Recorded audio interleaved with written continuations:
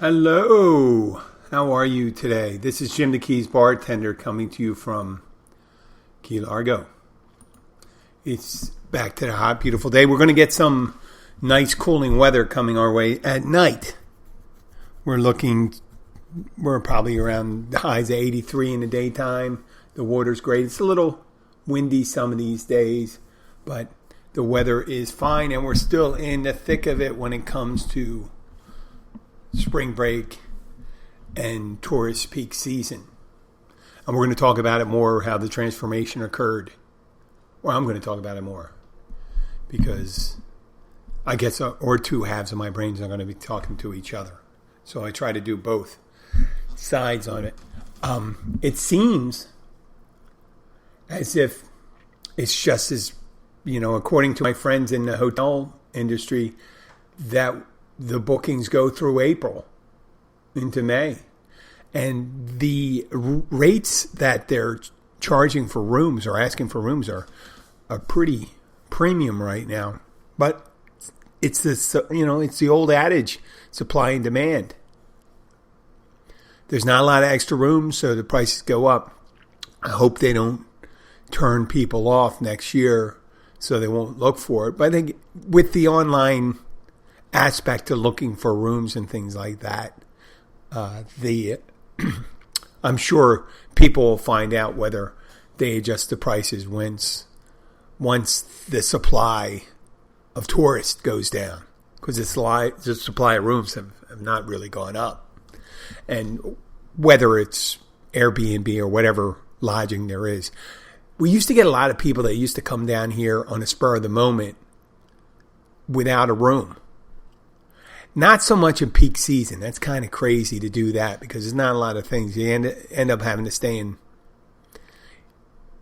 in Homestead or Florida City, having to go back up there in peak, especially if you're down here, let's say trying to go to Key West during Oktoberfest or things like that.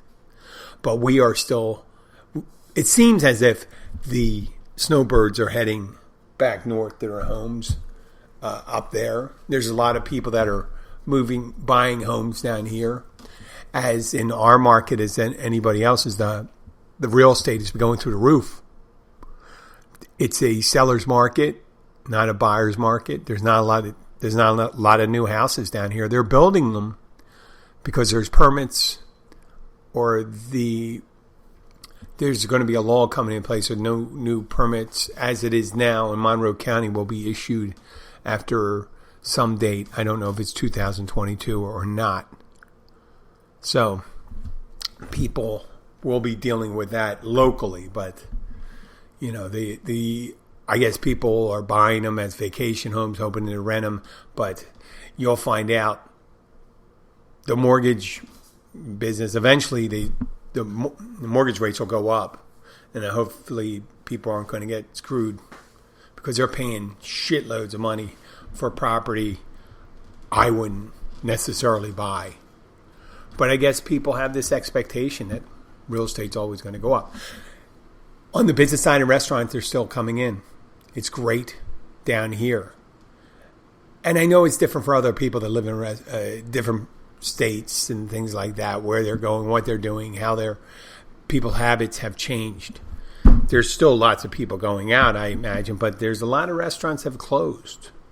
So I'm going to call this episode how recently, the last couple of years, it isn't a new thing seeing apps, seeing Amazon and new online apps that provide services.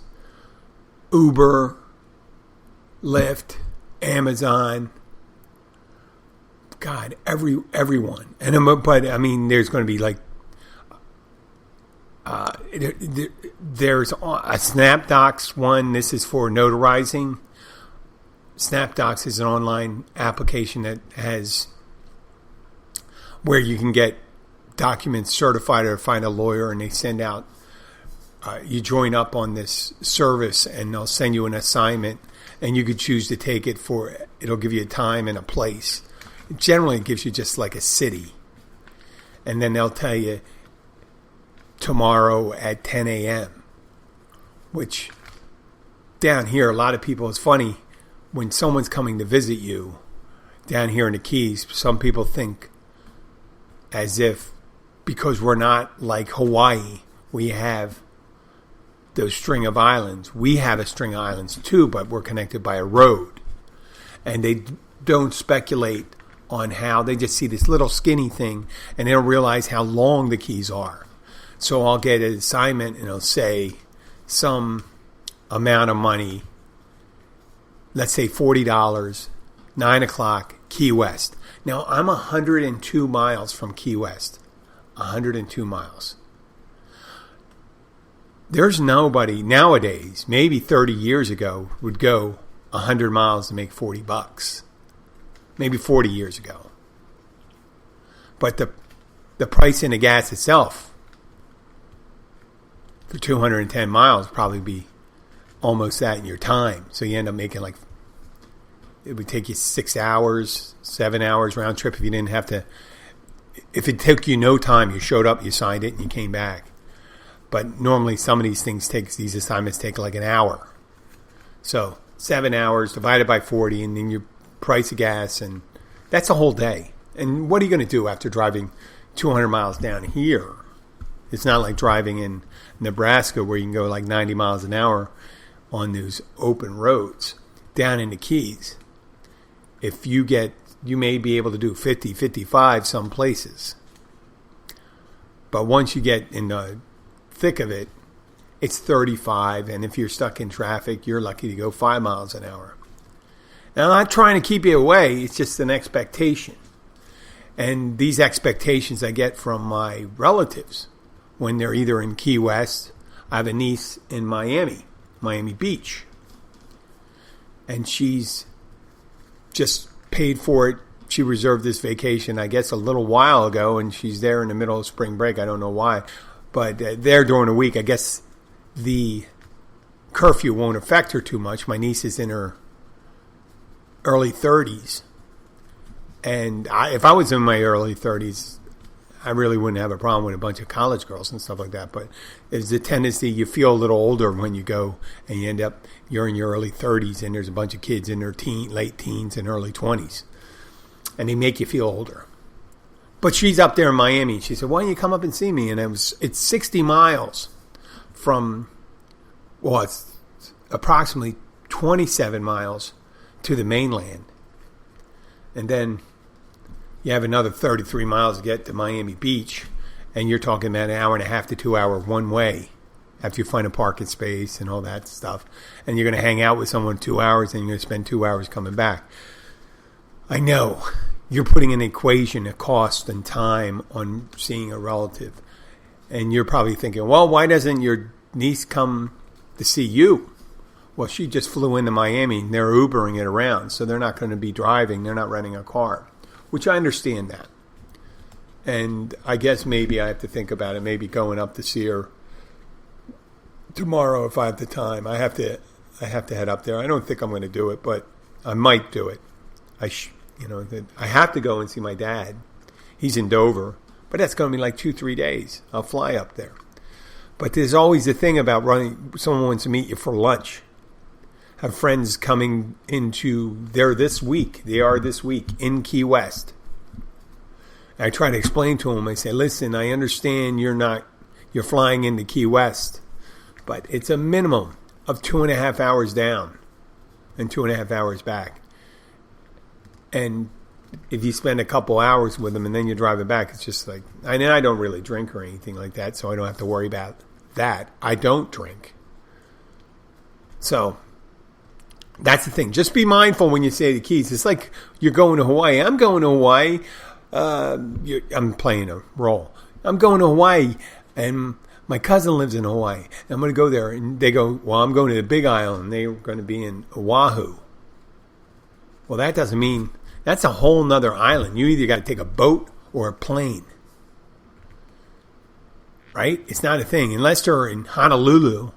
If you're going to Honolulu and they live in Honolulu, or the Big Island, you're going to Big Island, they're going to Big Island. I think the Big Island is Hawaii. I'm not sure. I guess someone could correct me. I know I have some listeners in Hawaii right now, so a shout out to them in Hawaii, and you island dwellers, you spam eaters there. Spam eaters. I always like spam. I know, I didn't know until I saw this movie called 51st Dates that spam was such a big thing in Hawaii. Especially on breakfast, spam and eggs, spam and pancakes, it's all that was a breakfast thing.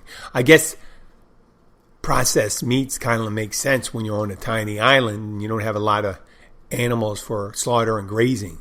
So getting meat and all that stuff like sausage and all that shipped there, it's easier to get the canned stuff. But we won't spend any time with that. But that was always a joke from someone when I was a kid, when I was in high school. Did you ever have Polish sausage in the can? Which is kind of homophobic. Get back to the apps. There's so many apps right now for everything. There's match content for dating apps. There's a bunch of dating apps. There's one of the reasons I got into these other side businesses, delivery businesses, and then got out of it was because of apps.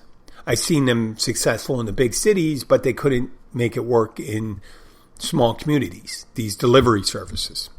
So I started doing it down here, and then lucky for me, it would only be busy during the peak season, and it sucked when people would call you out of season, when you would only you go from like 15 orders a week to go to 1 order a week, and you don't want to leave your phone's lines open to do something when you don't have the traffic. It's a dollars and cents issue. You don't make yourself available for something that isn't that much of a high traffic area. So I don't get a lot of orders, I'm going to take a shift at that time or do something else. So that's where I ended up doing notary work, because it's a low cost alternative low investment attorney, just a website. And now they're even getting in on that. There's e-notarization, where you call remote online notarization, which is kind of funny because, you got to do something that you wouldn't do. It's like when you're looking at an ID in a bar, you have to take them to take it out of the display area on the wallet when they have it behind you. You want to look at it, you want to hold it. But on a computer, when you're looking at it, how do you... I guess I got to pass that remote online. And obviously, when you start doing e-notarizations and your apps, the apps are getting a portion of the sales. Just like Uber, Lyft, Instagram, Instacart, DoorDash, Grubhub. I was putting in the title, I'm going to put Tuber Beats, more cash for DoorDash, and PubSub. Maybe PubSub, you could send fish and chips and ale and submarine sandwiches. But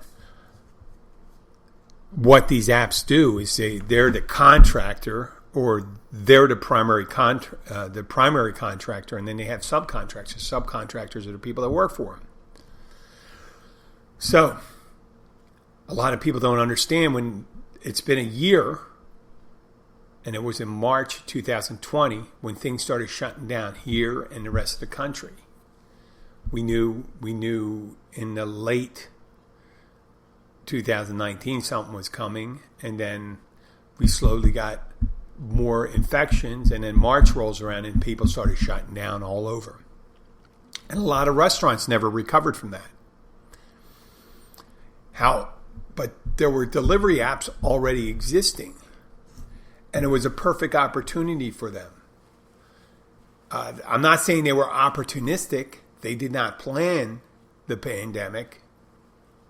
But if you had, like Uber had the ride-sharing app, and they pivoted a couple years after that to Uber Eats, and then you have Grubhub and all that stuff, and they started pouring tons of money in to that thing. You started seeing it prior to the pandemic, Grubhub commercial. Now DoorDash is probably the biggest one, but it's weird how in different cities there are different apps that are popular, like Uber Eats has a percentage here in a big city, and or DoorDash or Grubhub. I think they're the three main ones. And now municipalities are instituting restrictions on how much they can commission for food. And this is the thing people don't really understand. Once everything dusts off, when you think of it, everything, when the history is written for this time, and how societal changes came about, how people went to school, how they were moving away from the brick and mortar type retail and started doing more online retail. And a lot of people weren't able to pivot that. Sears, Kmart, for instance. But other ones did a little better, like Target, maybe, and Macy's, maybe. But I don't know how they could really compete anyway. If your department stores have the advantage, you can go and look at things and you can try them on. But for convenience and selection, online is the way to go. Same thing with food. But the only problem is that you have to have a primary provider. And with the restaurants, a lot of restaurants knew that there were still, especially these mom and pops, they weren't totally tech integrated. Yes, some of them had POS systems and things like that. They had websites. Some of them did even toy around with online ordering, online reservations, and all these things. But a lot of these restaurants still wrote hand tickets. Still had written hand tickets, meaning in ink, and you put them up, and that's where you record it. There's a couple restaurants I know down here besides the one I'm in. So to make the conversion for these online apps for delivery, you have to have a order system in place, a POS system, because the orders come in by that way. Online, they come through a little ticker tape and you print out. And for Grubhub, Uber Eats, and stuff like that, they have a separate system. You don't let anybody go into you wouldn't let a Grubhub get into your POS system, would you? Would you allow an outside operator to do that? No, I don't think so. So they have separate tickets printing out. And that's got to be really confusing when you're open for in-house dining, when you have one ticket printing out one place and one printing from Grubhub. And is there an order for it? And I'll get further into it. Like, you'll see some come in for Grubhub. Are you, as a cook, going to take your time to do that one first if it came in a split second earlier? Or the one, the in-house person, where you know the person's in-house and you know you're going to make a lion's share of the profits there. And we're going to break that down, how that is. The commission charges that these apps have, that's Uber Eats, DoorDash, Grubhub, is anywhere from 15 to 40%, if you think about it, once they add delivery charges and things like that. Now, the cost to the restaurants are, I think they have a monthly charge for some of them, and then they charge anywhere from, I'm going to go an exaggerated low. I mean, it's I don't even think they go that low, 10% to a high up to 30% commission on the food before anything's said and done. So if you have a $16 order of, let's say, grilled chicken dinner, or $14, whatever you charge, that $4.20 will be, actually with 30% of that, $4.80 will be taken immediately by that delivery service. And then there's a delivery charge and stuff. And then there's back-end costs where the restaurants incur, and front-end costs where the person that's ordering gets it. They have a delivery charge. They have this. And it can end up, they said it's upwards of 58%, the increase in price. An average between 35 and 58%. And obviously, as the person is ordering, you have the right to either not accept it or accept it, meaning don't order it. You can order it and pick it up. A lot of people choose to do it where we are. We don't currently work with any of those places, even though they want to get as many local restaurants as possible, because once you have, 75% of the local restaurants on there, they realize that's where people are going to go. That's going to be but then they come down here and we see there are some well-known restaurants that are on one of the delivery apps, and they offer menus on it. Sometimes some of these restaurants say they don't even know that they're on there. Now, if they don't know if they're on there, I don't know how they're getting their orders. That means you got to call them in and things like that. I think they may have tried doing that. There's probably a premium charge for that, where they do the ordering for you through the they place the order themselves. But I haven't had proof of that yet. So this model, when it came about in March, people think, well, there's nobody dining in anymore. Your only choice was delivery. We try to do pickup, takeout. That first day it closed was the day before or day after St. Patrick's Day, 2020. We did not get we got maybe 6-7 orders all day. We ended up closing at 4. Just you need a volume for it and stuff like that. In a big city, that may work. And there's a lot of people, if you're going to be in, a lot of people order out because they don't have time to cook. So there's a percentage of people that don't cook at all. So there's just a certain amount of volume that was available. And I saw a story where someone had just opened a restaurant prior to the pandemic, and they were just a couple months open when the pandemic occurred.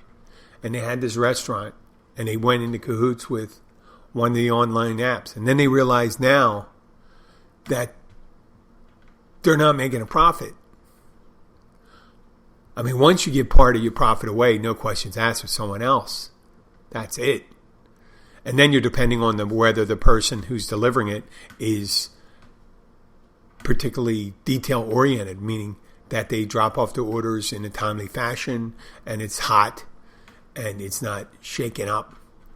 A lot of items that you would get, anything that has a butter sauce reduction on it, a butter wine sauce, that's a horrible thing to have because it just gets congealed and jelly-like when you get it. After a half hour, it just doesn't sit around too well. And as I said, when they write the history of it, they're going to find out that pizza places and Chinese restaurants probably fared really well because they were packaged and ready for delivery, takeout. But these other apps came about when people say, well, I just don't want to eat pizza or Italian food or different Italian food and not all Chinese food. They just want to try something different. But how the restaurants wanted to increase their gross sales, and they say, well, we went from doing 10% takeout to 75% takeout. And also, of that 75%, you gave away 15 to 25%, 30% of your profit for the food. And you're not making the money on the booze if you're one of those places that have a liquor license. Right? Dollars and cents, just think about it. Your profit, if you did the same amount of sales the year before, if you were a place that did, let's say you're lucky, you did $1.5 million in 2020 prior to pandemic, and then $1.5 million post-pandemic, from May 1st to March 1st to March 1st. And let's say, well, we met up in food. We sold a lot more food, but we didn't have, and they had some rules in the beginning in different states. You could do a takeout cocktails and stuff, and they started packaging them, stuff like that. But rarely do you get people ordering 2 or 3. People, when you order, you can just order. If you're doing online, why not order a bottle of wine, a bottle of vodka, and make your drink at home? So I imagine even the places that did to-go drinks, they must address dramatically. And when you have a bar, a full bar in your restaurant, that is a significant cost because of liability insurance and how much it costs for a license. Significant investment, upfront investment. And when you lose that portion of it, and it's also very profitable. Fountain soda is very profitable. Tap beer is very profitable. You lose that segment of profits. Now, you're let's say you had, of that $1.5 million pre-pandemic, 60% was food and 40% was liquor and drinks. Right? Well, then it goes to 90% food. But of that 90%, let's say 75% of it was, of that 90%, because you didn't have in-house dining, was online apps. You gave away 20% of that to 30% of your profit. So you've lost easily 25-30% of your profit making the same sales with no additional cost. That's without your prices going up. And in the end, even with less workers and stuff like that, you don't have to have a floor staff. You still have to have people to put it together. You still got to pay them. And if they're not getting tipped, you're going to have to pay them more hourly. When it comes to restaurant employees, except for back of the house, the front of the house is a bargain. For every 3, 4, 5 front of the house employees, they tipped employees, you get one back of the house. That's the cost you get. On average, let's say you could pay them $2.50 an hour, $3 an hour, front of the house, tipped employee. The money they make is to pay taxes. So you can see how this whole thing works out in the end. You don't have the low-cost help. You have the in-house help. You got to pay someone who takes the order a little more because they're not making, because someone who's making $3 an hour isn't going to be taking orders and not getting tipped. And you don't get tipped from Uber Eats or DoorDash or Grubhub. And it's obviously, why would they tip you? They're working too. So all the horror stories you hear are correct for those apps. Just remember, when you're ordering from a place, when you have the opportunity, if you like that food that you order from Grubhub from the restaurant, it's probably twice as good when you get it in-house. Twice as delicious.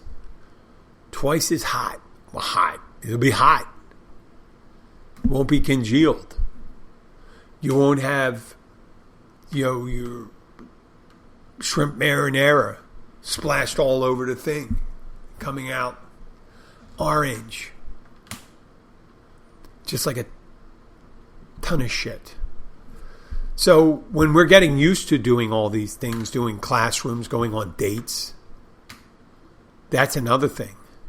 People had to have I've been reading an article on how people are changing the equations on how they make their decision on dates. Some people are doing Match.com and just doing Zoom dates. No physical contacts. And people that want physical contacts are changing the amount of time they have to spend with someone and the places to go to meet. And because of rules and things like that in some of these states, they had to go directly into people's residences, like an apartment. This young lady said, and I think it was the Atlantic, she said that she posted to 6 friends where she was going and took a picture of the guy and sent a picture to the guy and the address and said she would check in with updates just so they would know in case something were happen. Now imagine you had to do that because you weren't sure you were going to be kidnapped or assaulted or murdered. That you felt you had to do it. You needed to go on a date so bad that you did that. Well, that's being careful. I guess that's good. I don't think it always works for some of the crazy people. Some of the crazier you are, the more devious they become.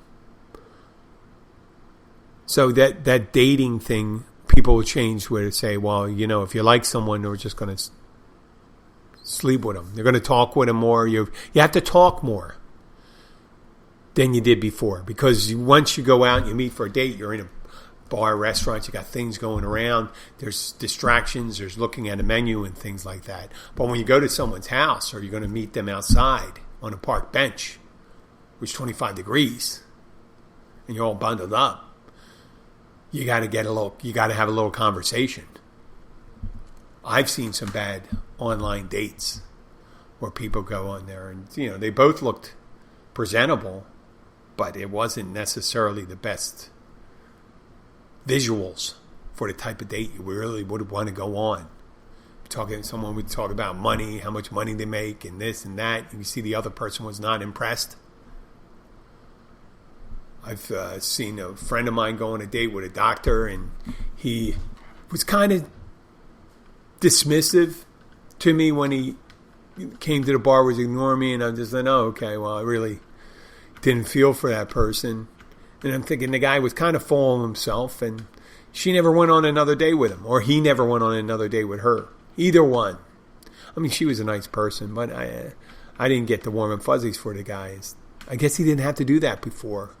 Maybe he did. He did, but it was a dinner thing, and he couldn't do it. He sat at the bar. He didn't know how to talk to people one-on-one.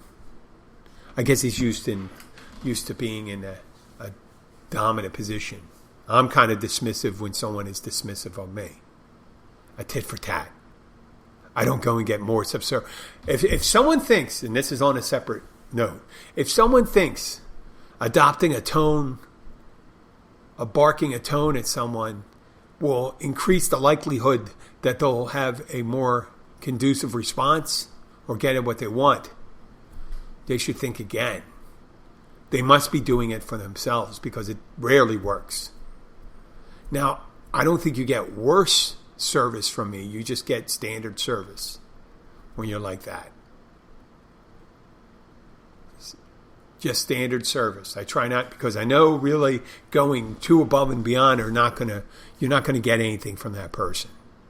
They've already decided what they're going to tip you. They decide what they're going to say about you. They don't want you to interact with you. They don't want to know your name. They're sitting there. And that's kind of weird when they come to the bar. I always thought that was weird because you could go to a table, and I can understand at a table I don't care what your name is. I just want to get food. And that happens at the bar sometimes. People say, I'm just doing this. I'm just sitting here because I don't want to sit by myself at a table. And I go, okay. I'm not hurt by that. But watch the attitude sometimes. Right? If you're listening to this, obviously, you probably don't have that attitude. So, bully for you. Well, this is Jim the Keys Bartender. I'd like to thank you for listening.